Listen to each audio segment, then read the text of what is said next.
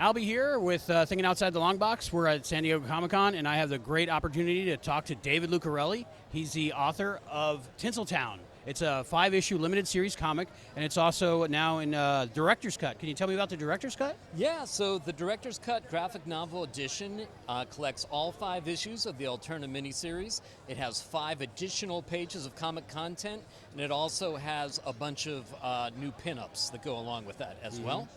And we actually just did a second miniseries called Tinseltown Losing the Light, and we ran a Kickstarter for the director's cut of that. We raised over 10 grand. Wow. That's going to have 5 additional pages. It's going to have 9 new pinups and an introduction by Tony Isabella, the creator of Black Lightning. Oh, wow. For people who don't know about Tinseltown, it's a first female police officer in Hollywood, right? 1915. Yep. Tell me more about that world and the character and everything. Sure. So Tinseltown is a period crime drama about Officer Abigail Moore. She is the daughter of a fallen police officer, and it was inspired by some historical circumstances.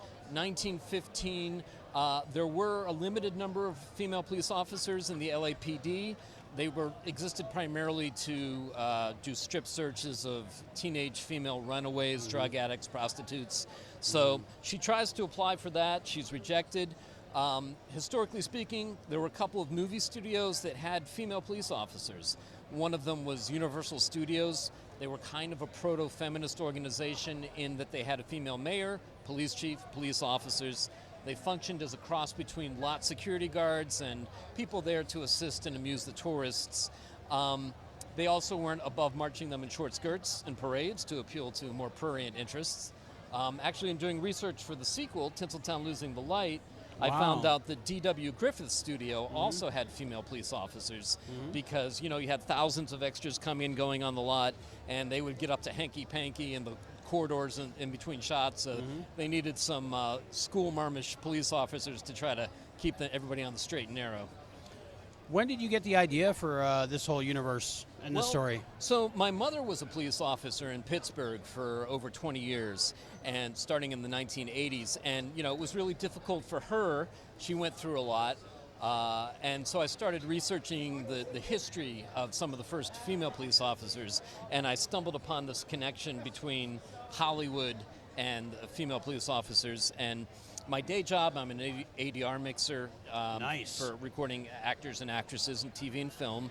So, I've spent 20 plus years on movie studio lots and things like that. So I kind of combined my knowledge of the one with my experience having a mother as a police officer and came up with Tinseltown.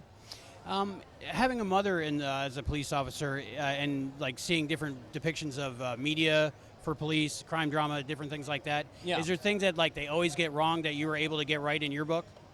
Yeah, I think one of the things about female police officers in general is that gives them an advantage is that they tend to be more empathetic. They tend to be able to diffuse a situation by listening to people and talking to them and ascertaining what's going on versus, not to be stereotypical, but there's a certain type of male police officer that may go in like gangbusters and simply add fuel on the fire.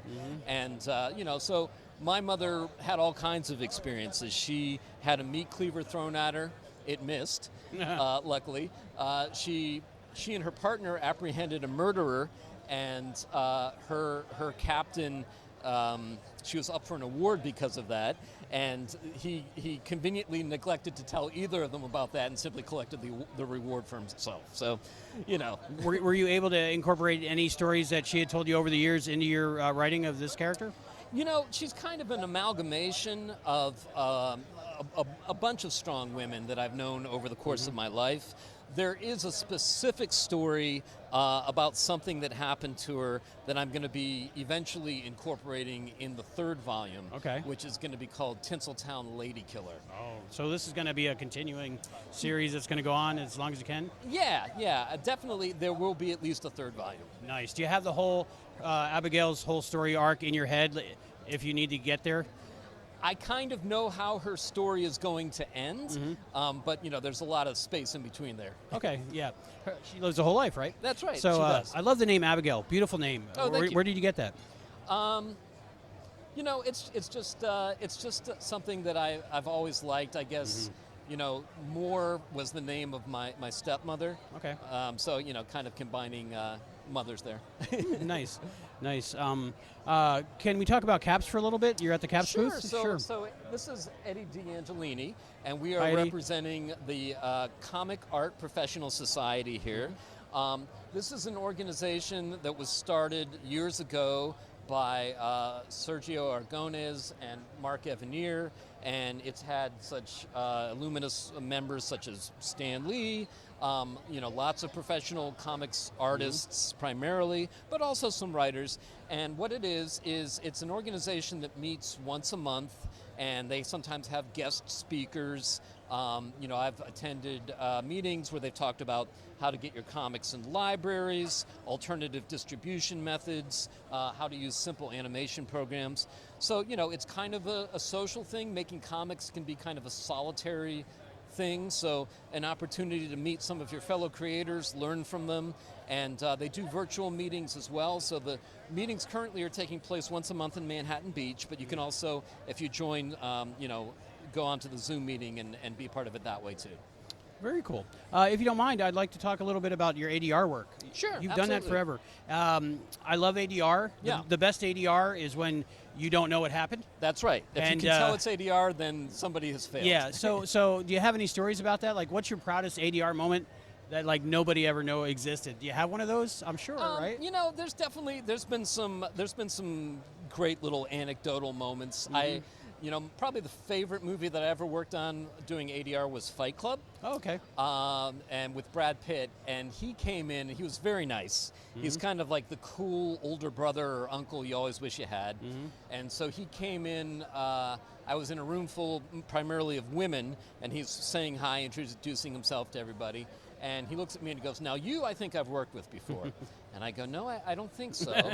And he goes, "Must be your sexual presence." Thereby giving me a story I can tell every woman I ever meet for the rest of my life. Yeah. That's pretty awesome.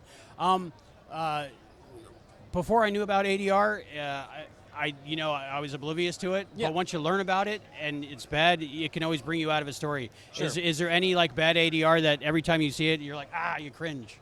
Yeah, I can watch TV and pick out stuff where I'm like, yeah, that doesn't quite match, does it? It's an art, and it's really really is. it's down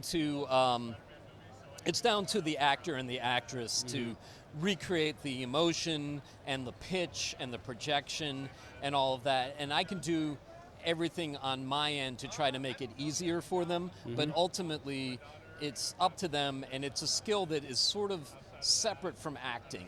You can be a great actor and not so good at ADR, but the best, I think, is a guy like Al Pacino, because he can do 32 takes of a line like "keep the change," and each one is completely different from the other, and each one is perfectly usable.